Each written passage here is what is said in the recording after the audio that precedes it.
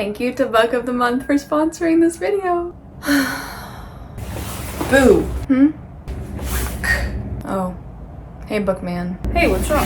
I don't know, I think I might be in a reading slump. Was that too scary? Like, I pick something up and then I put it down and I can't find what I'm looking for. Well, that's okay because I want to read the right thing. Do you know what I mean? No, but I have your... I'm kind of in the mood for a big book. Like, I want a big, meaty book that I can just sink into this October. Okay, well, this box is quite heavy because I I have don't your... know where I could find one of those because I'm literally a deliverer of... maybe like a new release. At Book of the Month, we specialize in new... I'm also feeling a little bit of FOMO because I knew a lot of new releases have been coming out lately, so it's like I want to read those too. You do know you can look forward to your Book of the Month order. There's that new Sally Rooney book, I think, and like I just read Normal People, which I haven't even told anyone about yet because I've been really overwhelmed by it, and like I just felt like I didn't want to leave her world, so I wanted to read more from her, and Sally's in the box. I'm also craving something a little light. Book girl. What? Me have book.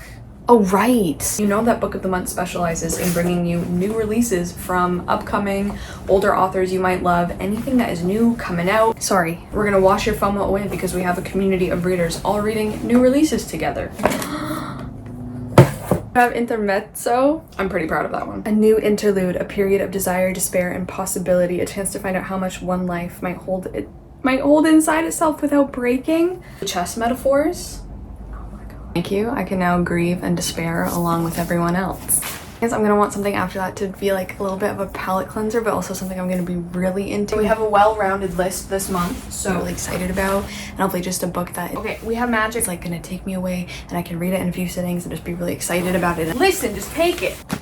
The Dagger and the Flame? Okay, does this not look like Catherine and Heathcliff? Who? You're hopeless. Sometimes I just forget that you guys offer somewhere between 5 to 7 picks a month. In Phantom, a kingdom of cobbled streets, flickering lamplight, beautiful buildings, and secret catacombs. Shade magic is a scarce and deadly commodity controlled by 2 enemy guilds. This is gonna keep me in business for quite a while. If you guys are also in reading slumps, if you want something new, if you want to read together, you can use the code PUMPKIN to get your first Book of the Month box. I think you have just single-handedly cured my reading slump. I've got to go perfect my costume.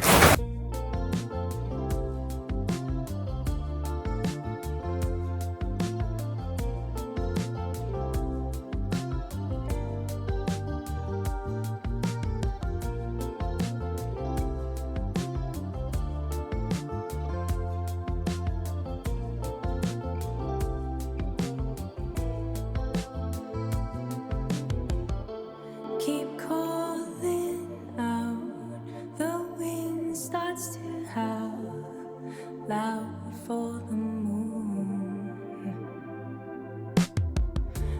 I'm reaching out for you underground.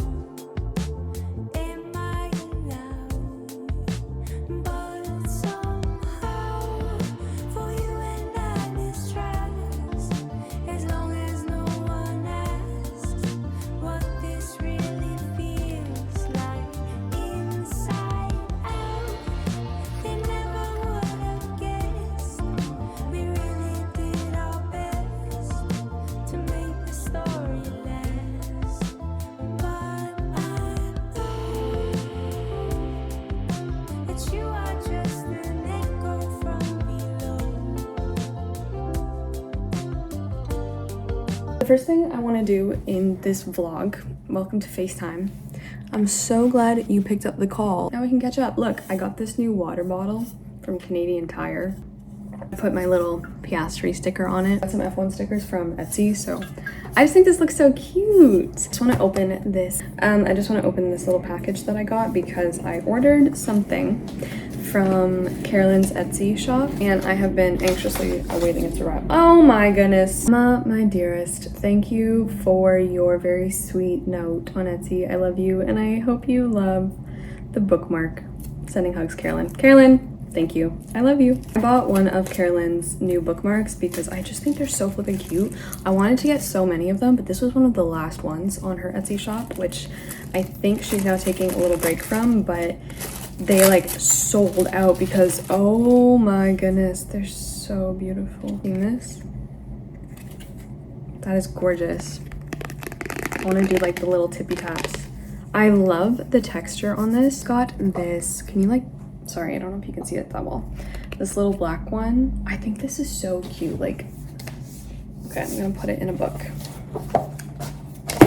Okay, so yeah, I just had to buy one from her drop because I really wanted to get my hands on like the little kind of like business card bookmarks. I love that they're small. So Carolyn, thank you so much. This is going right in the next book I'm reading, I guess. So I'm gonna leave it right there. But yeah, I just wanted to open that package with you. Going to the vlog, I wanted to open on a good note because I did record a clip earlier, which I'll insert probably after this, of just some other updates, but I wanted to start with the good news, I guess, and not the bad news, because I actually just got off, not an interview, although like it was a bunch of questions. I actually won an academic prize, an award. I won an award, which is very exciting, and I wasn't expecting to. I submitted one of my papers from my undergrad, this competition, and I won, honestly, like a pretty big award. I'm an academic weapon, what can I say? I'm trying to be very happy and excited about it, but the thing with me is that when it comes to academics, I'm like,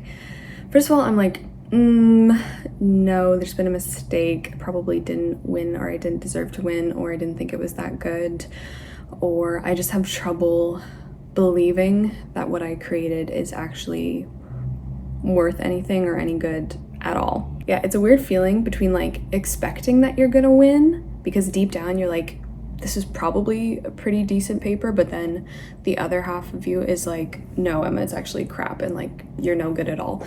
So just a lot of weird feelings. And because I won the meeting that I just got out of was someone, I don't know who she is, want to like do a feature and like a little profile on me. So they asked like a bunch of questions, which like I was not prepared for, guys. When she emailed me yesterday and she was like, hey, can we get in a Zoom call? I just have a couple questions for you. I thought she meant like, you know, my name, my age, my background, my, I don't know, my area of study. But of course, obviously the questions were on my submission, my paper, because it was all about my research. And like, she's like, can you do like an elevator pitch for it? Like, can you make it easily digestible for like the everyday person to just like get a good, quick idea of what your paper is about? And I was like, oh, okay, sure.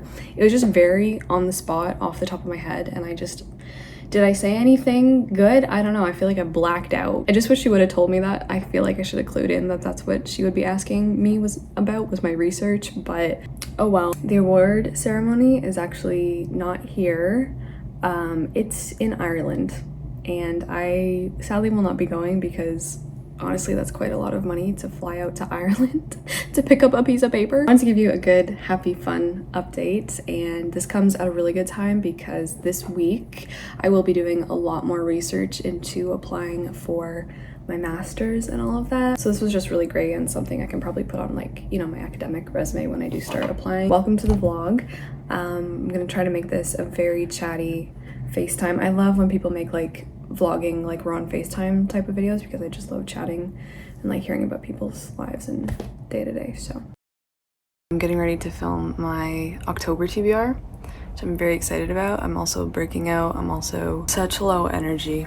The luteal phase is killing me. Welcome to Monday. I actually have a lot to feel like I actually have a lot to vlog this week. This weekend I was really excited this weekend because it was supposed to be a very bookish weekend. Like there were a couple book event things going on in the city that I was really excited to go to, and I did go to both of them, but I didn't end up getting any books, which was probably for the best. But first thing was that there was a book sale, like a university book sale up at the University of Toronto, which was really beautiful. So I went up there. It made me very excited to go back to school. Honestly, by the time I got there, everything was kind of picked over and there weren't really that many books left. So maybe there were treasures to be found at the start of the book sale, but yeah, by the time I got there, sadly, no. So I kind of went all that way, didn't get anything, and then just went home. But the book sale was like in this really beautiful building. It was in University College, so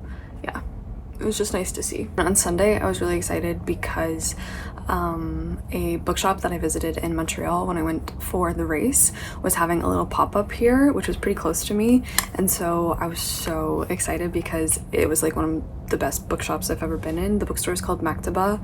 It's in Old Montreal. That's where I got the couple Darwish books that I got when I showed you those couple months ago now, I guess it was, and I got like my first Octavia Butler. They just had such a good selection, beautiful bookstore, beautifully curated, and you could just tell that the owners are so passionate and just really involved in what they're doing, which is really awesome. So they were having like this little pop-up at a clothing shop, so I went to check it out, and sadly it was kind of just like one table of books. I really wish they could open another one here, but yeah, it was kind of just a table of books, most of which I had either like already, some of them I already owned, and then others I was like, well, I don't want to like get a billion Darwish books when like I have two now that I really need to get to before I feel like I should buy any more at this point. Again, just nice to see, and I'm really happy that they were able to bring some of their books here because it is just a beautiful, beautiful, beautiful bookshop. So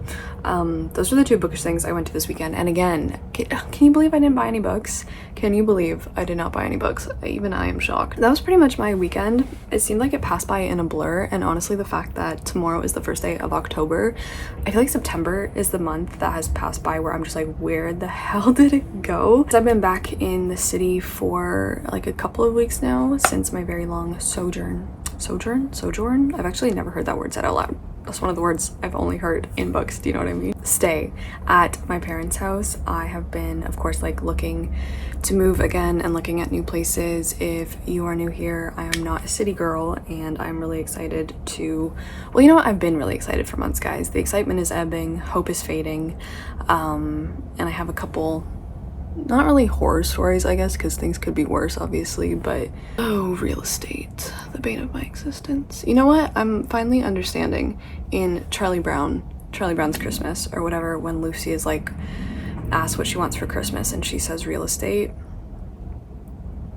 Yeah, but if you're new here, I've been trying for months now, and someplace to live, and things are just very difficult without going into details. I haven't broken down and cried about like losing or missing out on any rental properties so far, but they finally got me, guys. They finally got me, because I thought a couple of weeks ago, basically the first couple of days when I came back in my hometown, that I had found the place for me. I thought that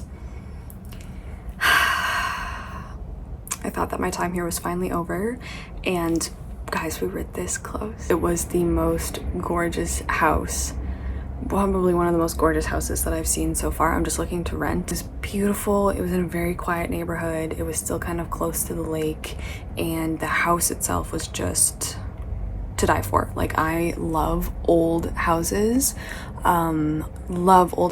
where, you know, the people who have renovated them or own them have not turned them into look-alike grayscale white depressing modernity. Put all my documents in, everything was looking good. The owners were kind of asking weird questions from old employers, like, does this individual show up to work on time? Does this individual perform well at work?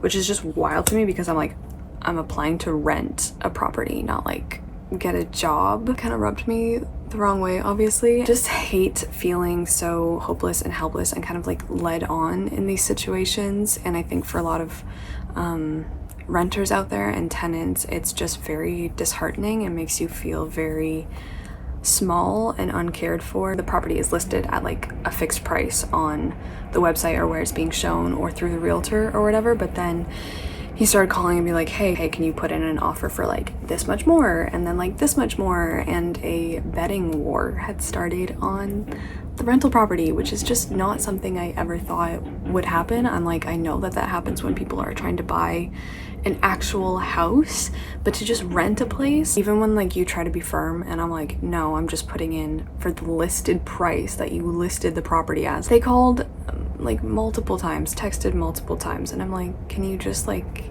take my no. No means no. Do you know what I mean? It was just like the final punch in the gut because he called back a few days later and he was like, okay, they really like you, like they want to go with you, but now they only want to accept your offer if you can sign for a 6-month lease instead of the year, because they had listed their property for like a yearly lease. Would only want you for 6 months, which just like, that's not what I'm looking for. I'm looking for at least a year. And it was just like, when they're ready to accept, they're like, oh, just kidding, like, even though you put in the application for a year, like, just kidding, we can't do that anymore. It's just so irresponsible. You're like playing with people's feelings. The whole experience was just so off-putting. Like, it should not be like this. I don't know how much of this I'm gonna end up leaving in this vlog, but I wanted this vlog to just be like a very real FaceTime kind of video where like I just sit down and tell you guys what is going on in my life. That one I cried my heart out. Yeah, I cried my heart out about losing that one because obviously I told him no. Next week after that, I went to see a different property. Oh my god, this place. The current tenants who are renting the place were in the property when I went, and thank goodness, because like I met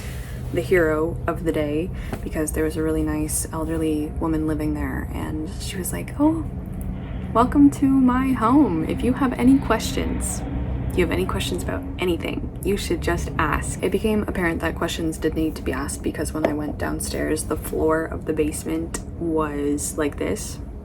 It was like a little volcano, like the floorboards had gone like little tectonic plates. And I was like, oh, that's really weird. And there was this smell permeating the air of the basement. And then before I knew it, like she had come downstairs and she's like, hey, like you should walk the length of the basement because you should see what's over there. She's like, there's mold everywhere. There's actually mold crawling up the walls. There's black mold growing through the floorboards. This basement floods every single time it rains. The whole basement floods 4 inches of water and there is just black mold everywhere. And I'm actually getting sick.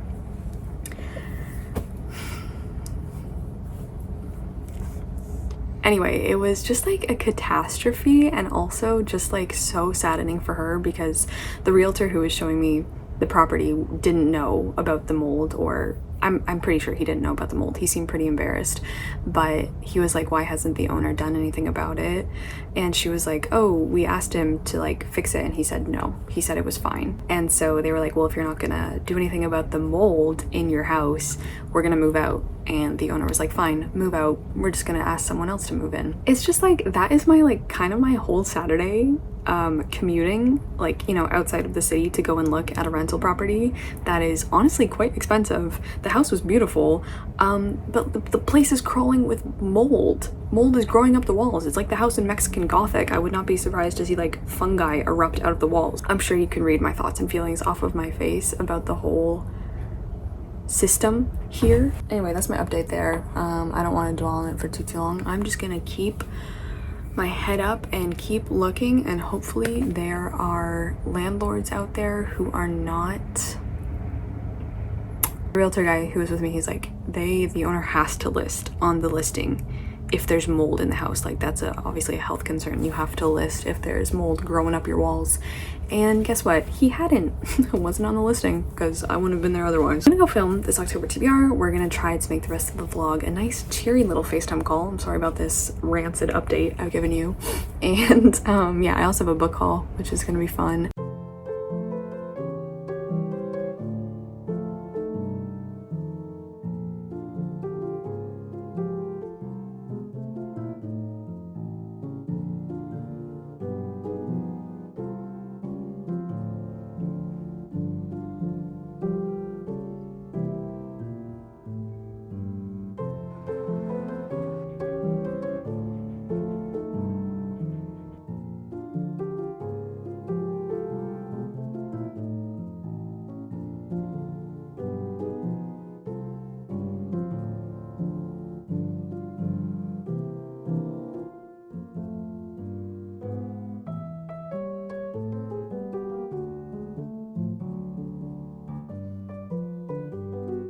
I'm still reading The Lady's Paradise, and I've honestly just been trying to finish this up for the past few days because it's now October, and I've been reading it in pretty much every spare minute that I have, and I'm 374 pages through, which is pretty good, but I just feel like this one is kind of dragging on. Like, it's definitely a lot longer than it needs to be.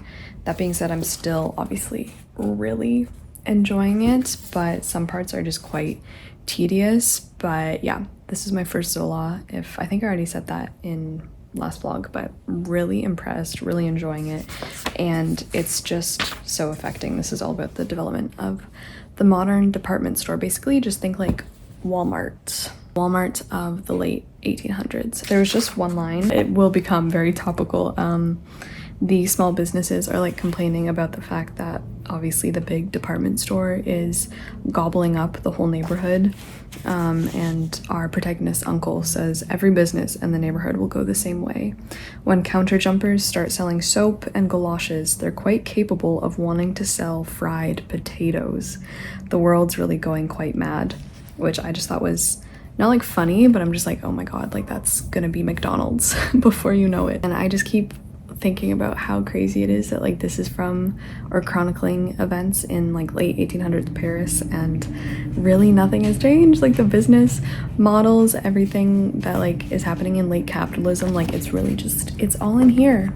It's all in here. Like this is a business manual. I'm just trying to read and get this one done because I am kind of feeling like my time with it is over. Do you know what I mean? Like you can feel your time being over with a book sometimes before you're ever actually physically done reading it. Watching a little bit of booktube, I just had a really yummy bowl of oatmeal with some cherries, and I am gonna keep reading my little department store classics. I've missed reading classics. I can't believe I was like taking a look the other day at how many classics I had read so far this year, and I was like, wow, like none, which is like quite odd for me. That's usually, you know, a good amount of the books that I'm reading, but it's really nice to be back in them. So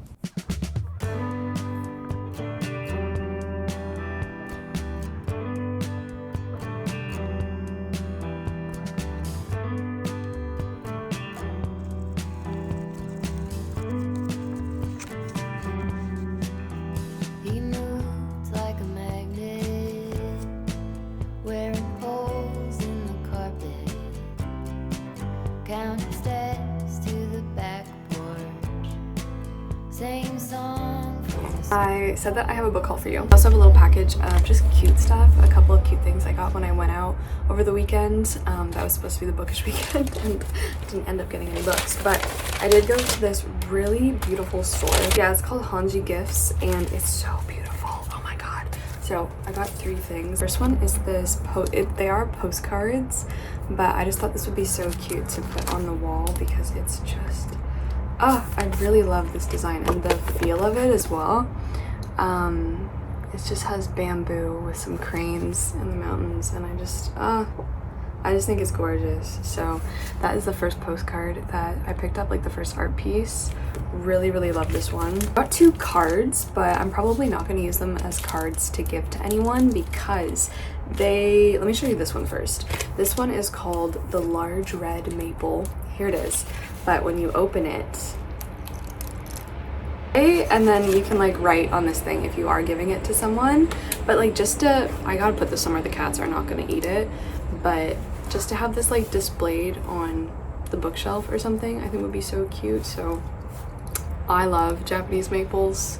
I don't know why that's so cool to me.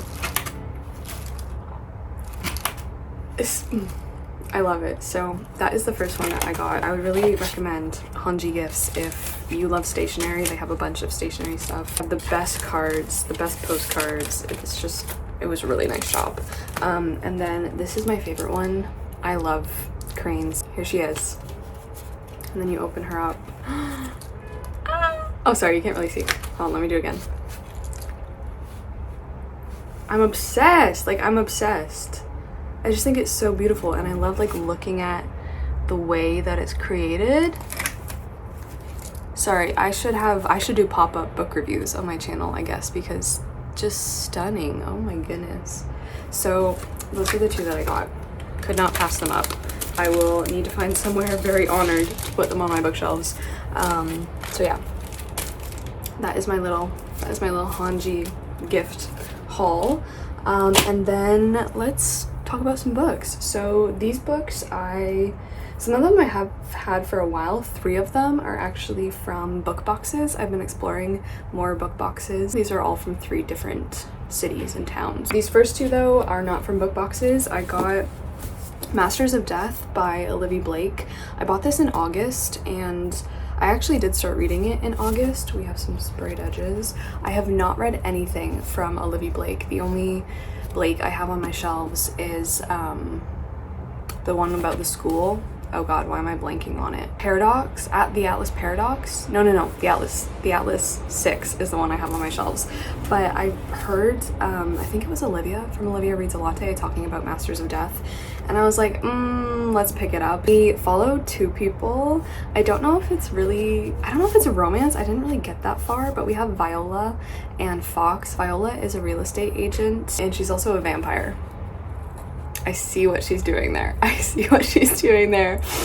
Feels very topical for me. But her biggest problem currently is that the house she needs to sell is haunted. So I did get like 50 or 60 pages into this, and the house she's trying to sell is haunted by this ghost. The person who is now the ghost was murdered, and I guess he's refusing to vacate the house until she finds out who murdered him. Like, he wants his death solved because I guess like he doesn't know. How does he not know how he died? I don't know. Maybe he was like turned around and he didn't see who killed him or something. And then we have Fox, who is a medium, but he's also a shameless fraud. He isn't entirely without his uses, seeing as he's actually the godson of death. So Viola asks Fox as the medium to help her, even though he's a total fraud, with her haunted house. I struggled to get into this because the way, I don't know if this is particular only to Masters of Death, but the way that Olivia Blake, her writing style was going on in here, it was way too much. The use of parentheses, calm down with your parentheses. Oh god, it was just too much. It was taking me out of the story. And it was everything put into parentheses is supposed to be like this witty little quip to add on to the sentence in question, but it was just like way too much. And the writing, I don't know, I think it just felt like it was trying way too hard, and it was way too infused with like too much sarcasm, almost too many quips. The train, just very overwritten in my opinion, and it took me out of the story because I was just getting really annoyed with it. So we shall see. Like, I love books that are clever, but it just felt like this one was trying way too hard to be clever and way too hard to be clever all of the time, which is just not it for me. It doesn't work for me. So I don't know, we'll see. Let me know if you've read Masters of Death, what you thought, what your take is on her writing style. If her writing style, I hope it's not like this everywhere. I'm assuming not, because the tone of Masters of Death is very just flippant and blasé. You guys will be pleased to know that I have finally acquired East of Eden by John Steinbeck. Here's the thing, I bought this for a video, a reading vlog that I'm planning on making. It's actually currently in the works, but I didn't know East of Eden was this long. No one told me East of Eden was almost 600 pages, and I got the beautiful Penguin Modern Classic edition, which I really enjoy.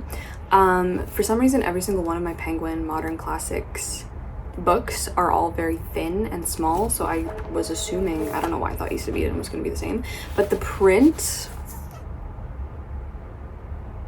I don't like small print. It just, my eyeballs. So we're gonna see how this goes. I'm probably just gonna suck it up and read it anyway. Don't know if I'm gonna be able to fit East of Eden in that particular reading vlog. If you have mentioned East of Eden on my channel, you probably know what reading vlog I'm referring to, because this is very long and I don't know if this is really gonna fit in with my October plans, but there we go. I know hardly anything about this. I only know that it's about the descendants of Cain and Abel in the American Midwest. Isn't the Midwest? No, sorry, California. Okay, that's it. I don't want to know anymore. No one say anything. Then we have a very successful book box haul. These are from 3 different book boxes in 3 different cities. Let's start with my hometown. So I posted a reel about this. I didn't make a full vlog about it. I'm sorry. I just wanted to make it short form content this time of me depositing my little giveaway books into little library boxes. So this I found, I've never read from this author. This is book 3 of 3 in a series, and I haven't even read the first one, but I would really like to, and I've heard really good things. So that is The Last Argument of Kings by Joe Abercrombie. I have been missing, here's what I've been missing this year for my reading: classics and fantasy, like high fantasy, higher-ish fantasy. Do you know what I mean? I've really been missing those two things. So when I saw Last Argument of Kings by Joe, I was like, okay, I'm just gonna, you know, do a little swapperooski. So I got book 3 in, I don't even know what the series, oh, the First Law trilogy. I have been really enjoying, I really love Becca's channel and Becca in general over at Becca in the Books, and she's been reading so much Joe Abercrombie with her book club. So yeah, I've just been hearing about it here and there, and I thought I would give it a go. So obviously I have no idea when I'm gonna get to the first one, which is called what, guys? What is the first one called? I feel like I know. The Blade Itself. Yeah, The Blade Itself, which has actually been recommended to me anyway, so there it is. But I got book 3. This is probably gonna remain on my shelf unread for a while until I get to the first one. Okay. And then this one is from a book box in Toronto. I debated whether I really wanted to take it, but when it's a free book that you want to read, you're not going to pass it up, are you? Regardless of the way that it might look. The book is Daisy Hates by Jessa Hastings. I know what you're thinking.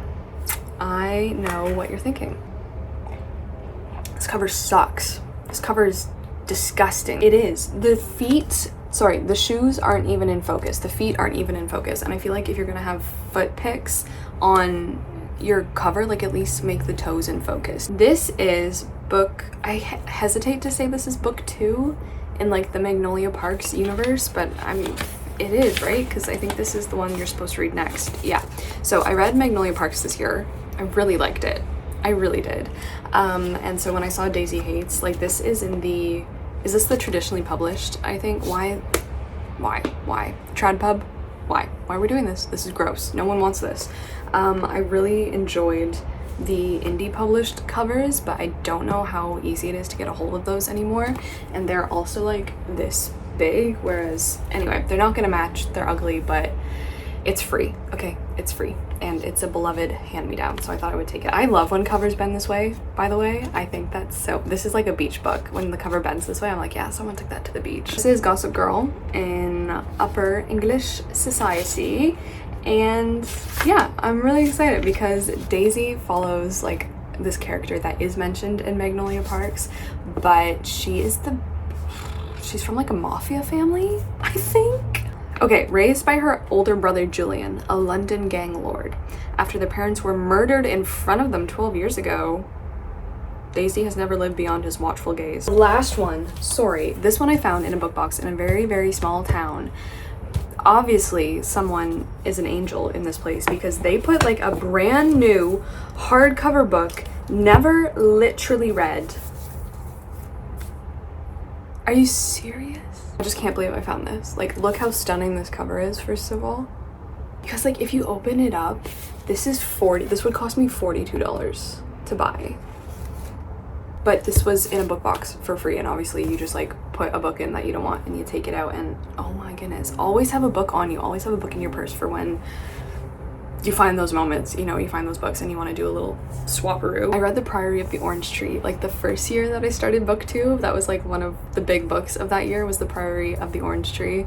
I read it, I really liked it. I don't know how I would feel about it now. Like, it's still on my shelf. I would love to do a reread, and I might reread it like after I read A Day of Fallen Night, because this is a prequel. Priory of the Orange Tree I really loved, so it is like epic fantasy, of course, all about sorry, this cover, I'm like drooling. I'm just drooling over this cover, the way that all about dragons. And I was just really hoping for honestly more dragon content in Priory of the Orange Tree, because frankly, I don't know why. Like, I'm always like, oh yeah, fantasy, there's just an oversaturation of dragons. But then when I try to rack my brains and think of a dragon book that I've actually read, I'm like blank. And I'm like, maybe I haven't. So thank you to Ontario Small Towns for gifting me this glory. And this is gonna go right on my shelf, right next to Priory. Where is Priory? Oh, it's way up there. Okay, I want to grab it because I want to see them together, but it might fall on your head, and if it does, sorry. Okay. Okay, Gotta hit the gym some more. Dust City. There it is. Oh my god, I haven't held this book in my hand for so long because it's been up there for so long. Okay, I just want to put them together because this is gonna be really satisfying for me. Oh my god. There's just something about it, you know? It scratches the membranes of my ganglias. I actually have a stack that I need to go and populate the neighborhood's book boxes with this week anyway, so it is my turn to give back and hopefully let people find a little treasure that they'll really enjoy. So that is my book haul. For the rest of the day, what do I need to do? I need to do a workout, I need to edit, I need to film a sponsorship segment, which is gonna be fun. Oh, I finished a book and I started a new book, so let me show you. The book that I finished, that I wanted to update you on, I finally finished The Lady's Paradise. I did finish it last night when I was reading it. I kind of just sat there and got through the rest of it because there was like, I think you can tell by the tabs, like there was quite a big lull in the middle of the book, but then honestly, the ending, like the ending, seriously, so good. Not like the actual ending of the book, which was honestly a bit not abrupt in my opinion, but I just wanted a little bit more certainty from it and I wanted a little bit more from the ending. But the last like chapter of this book is actually so good. This whole book is extremely descriptive, so if that's not your thing, I wouldn't recommend The Lady's Paradise. But wow, because this whole thing is about Denise, who goes to work at the department store, even though her uncle runs like a very specialized drapery shop, and she's like witness to the neighborhood falling apart around them because of the influence of The Lady's Paradise. But she goes to work there nonetheless because she needs a job, and she does eventually get quite seduced by it. She becomes quite like capitalist in her thinking, and she's like always thinking of ways to improve the shop, and she says so many times that it's like, this is the natural way of the world, this is the way that it has to go. Another big shop would have sprung up on its own next door, for the idea was gaining ground all over the world. The triumph of these great concentrations had been sown by the spirit of the times, which was sweeping away the crumbling edifice of past ages. It was impossible to keep one's dead, after all. They must be buried. And with a gesture, he swept away and threw into the pauper's grave the corpse of old-fashioned business and the greenish, stinking remains of which were becoming the disgrace of the sunny streets of modern Paris. Was it really true, then, that death must fertilize the world, and the struggle for life propelled people towards the charnel house of eternal destruction? It's so good. Like, the writing is so gorgeous in here. There's so much talked about, and like, of course, the things, like, I don't care what the author's intentions are, really couldn't care less, because to me, this book speaks about so many things. What was I saying? Yeah, leading up to the end chapter, because Denise, as well as getting seduced by the shop and like the business model in general, has also been trying to waylay the affections and the attention from the shop owner, Mouret, who has been slowly throughout the book like showing her more attention. He's kind of becoming obsessed with her, and throughout the whole thing there's been like talk of how women will have their revenge on like the business that is exploiting them, both in terms of like the girls who work there like Denise, and then the more aristocratic middle upper class women who come to the shop to shop. The way that they're portrayed in this book is pretty icky and very farcical. Well, it's not really farcical because I think he's trying to be quite serious about it, but just very like no brain women just want to shop kind of thing is how they're portrayed in the book, which isn't great. But the point I'm trying to get at is that throughout the book, Mouret has been losing his head to Denise, and she's been like refusing him at every turn. And the last chapter is just so gorgeous because we have chapters upon chapters throughout the book of the way that Mouret and his shopkeepers arrange the store and set up their decor and their window displays, and it's so gorgeous every time. But the last chapter is such a beautiful piece because the entire shop, which has now expanded way beyond what we had in the first chapter in the beginning of the novel, the entire shop is having this thing called a white sale where they only sell white things. Like, everything is white. Drapes, curtain, lingerie, umbrellas, everything you can think of is just white. And of course it's very representative of like a wedding or a bedchamber or something like that. And it's just, the whole passage is gorgeous. As everything is white as well, it lends itself to being described obviously in like snow and winter language, which is obviously my favorite. The staircases were decked with white draperies of piqué alternating with dimity, running the whole length of the banisters and encircling the halls right up to the second floor, and the ascending whiteness appeared to take wing, merging together and disappearing like a flight of swans. The whiteness then fell back again from the domes in a rain of eiderdown, a sheet of huge snowflakes. White blankets and white coverlets were waving in the air, hung up like banners in a church. Long streams of pillow lace seemed suspended like swarms of white butterflies, humming there, motionless. Other types of lace were fluttering everywhere, floating like gossamer against a summer sky, filling the air with their white breath. And over the silk counter in the main hall there was the miracle, the altar of this cult of white, a tent made of white curtains hanging down from the glass roof, which was evocative both of the tabernacle and of the bedroom.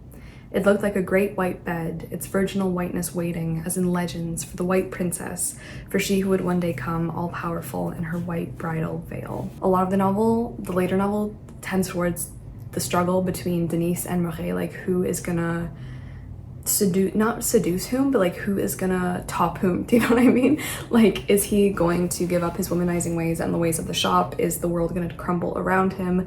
Because the whole book has been him building this temple, as he calls it, to women, but of course it's just a place to exploit them, get all of their money,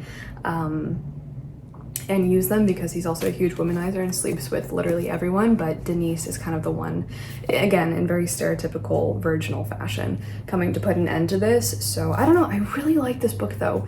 It has a lot just like about it, but especially the writing. Zola can write, and I'm just so thrilled that this was my first Zola. I really loved it. You guys know this talks about so many things I'm interested in. There's a ton about architecture, and I just love realism for this reason, because like it just answers so many questions you might have. Like if you had a question about like, hey, where do people who like work at these big huge shops in Paris in the 1800s, like where do they eat? What do they eat? Where do they sleep? What are the sexual morals like of the day? What is appropriate? What is the life of a sales girl like? And you just get a glimpse. I think that's what I love. You get a glimpse because from what I know of Zola, he writes a lot about the lower classes, I guess. And here there's a whole new class because the sales girl becomes a whole new class unto herself. She is now belonging to a different economy and a different way of living than a lot of women that she knows, so she's in a very unique place. And I just love it because he focuses so much on these people and you really get a sense of what their day-to-day life is like, and it's just so good. It's just so good. So definitely not my last Zola. The other one I have from him on my shelf is The Masterpiece. So very excited, very, very, very excited. Gave this a beautiful 4-star. Really loved it. This was the World Tour Book Club pick for September. I just want to mention this briefly because I literally just started this morning. Good luck to me. It's Jonathan Strange and Mr. Norrell by Susanna Clarke. I am 16 pages through on chapter 2, and I started this morning listening to the audiobook because the audiobook narrator is fantastic. It's very like old English magic, which I really like. This is what I would describe his voice as. And yeah, this is the Game of Tomes pick for September and October. So obviously I'm just starting this in October. Like I said, good luck to me, but it shouldn't be too bad. This is on the smaller side. This actually might be the shortest book that we've picked for Game of Tomes, although the pages are honestly quite large, so I don't know if that says too much, but this is around 800 pages, so I think it's doable to read in October. Like I said, 16 pages through. She is a talent. Oh my god, she is a talent. And to think that like this is her debut novel, it's just like masterful. I don't know what Susanna Clarke did before she started writing novels. You know, when the author's note or about the author is one sentence or 2 sentences, you know it's gonna be a masterpiece. This is one of the oldest unread books on my shelf. I got this book before I started booktube, or yeah, like before. I actually bought this at a garage sale and the guy who sold it to me was like, this is amazing. That is my currently reading. I'm gonna clean up my desk right now because it is a big mess and there's some videos I want to film today, so got to clean up the space so it doesn't look like a, I don't know, it doesn't look like a mess.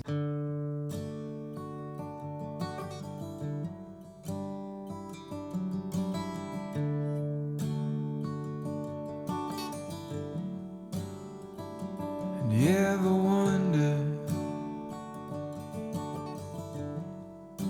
if days like these last with one another? with the feeling pass? Would you find out with me if it all starts to crumble? We'll search the pieces for a hope or a mumble.